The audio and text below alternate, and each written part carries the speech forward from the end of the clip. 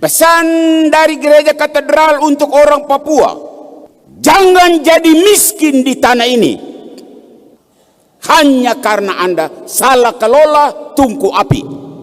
Sembarang Anda mengelola tanah, hutan, rumah, akhirnya Anda hidup serba kekurangan. Jangan pernah menjadi miskin di tanahmu yang kaya ini.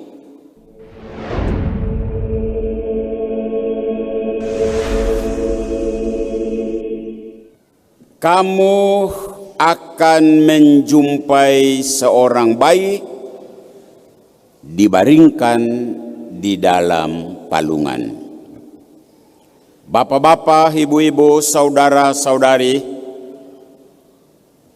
dan anak-anak, umat yang Tuhan kasihi, juga para pendengar radio publik Mimika yang saat ini memantau siaran ini, juga siapa saja yang memantau misa ini lewat live streaming multimedia Tiga Raja. Marilah sekarang kita pergi ke Bethlehem. Itu pesan Natal dari KWI dan PGI.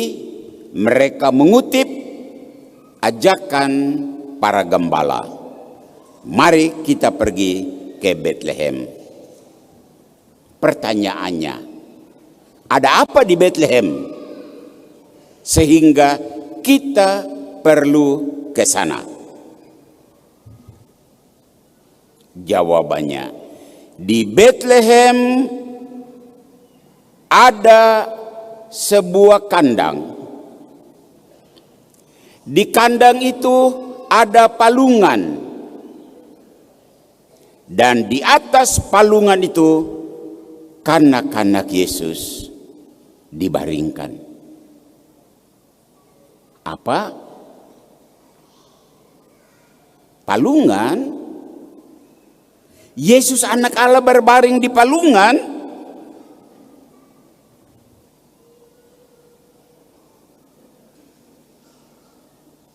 Apakah tidak ada tempat yang lebih layak selain sebuah palungan? Ini pertanyaan yang perlu kita renungkan di malam Natal ini. Kita kembali ke masa Advent. Selama masa Advent, umat Keuskupan Timika, termasuk kita umat Paroki Katedral Tiga Raja, bergumul dengan tema pendidikan iman Kristiani menjadi roh penggerak tungku api kehidupan menuju Bethlehem. Saya berada di wilayah Kaspar, dan hasil refleksi di wilayah Kaspar, umat tiba pada kesimpulan ini. Tragedi palungan terjadi karena absensi tungku api. Penginapan tempat tungku api tidak tersedia bagi Yosef dan Maria di Bethlehem. Akibatnya, Yesus Sabda yang lahir sebagai manusia terpaksa berbaring di palungan tempat tungku api binatang-binatang.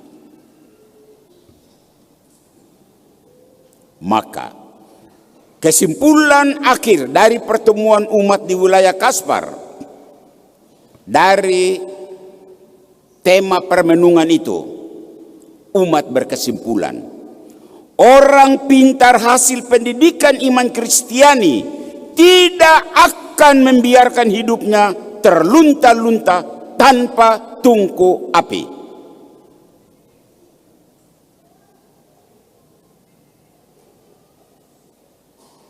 Umat tidak akan membiarkan Yesus berbaring selamanya di palungan Betlehem, tungku api hewan.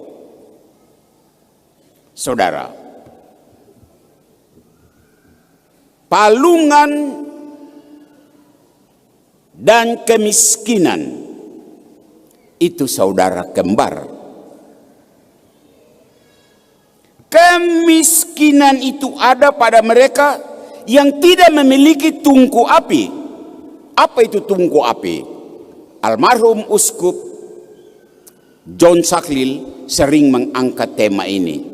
Tungku api adalah rumah, tanah, lahan, kebun, pekerjaan, penghasilan.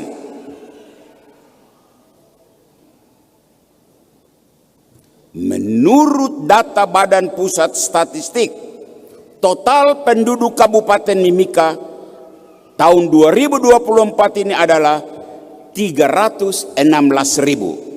Dan dengar baik-baik, dari jumlah itu 14% adalah penduduk miskin. Artinya ada 44.240 termasuk kelompok miskin. Tingkat pengangguran di kabupaten ini 5,37%, artinya sekitar 17.000 warga di kabupaten ini hidup tanpa pekerjaan. Nah, menyimak data kondisi kemiskinan di Kabupaten Mimika ini, kalau kita kaitkan dengan refleksi umat Keuskupan Timika selama masa Advent dengan tema pendidikan iman Kristiani menjadi roh penggerak tungku api kehidupan menuju Betlehem, maka ada beberapa catatan penting yang pastor ingin tegaskan pada malam Natal ini. Catatan yang pertama, sebagai pendatang di kota Betlehem, Yosef dan Maria tidak punya tungku api. Tidak punya rumah, tidak punya tanah, tidak punya kebun, tidak punya pekerjaan. Dan karena kondisi kemiskinan itu,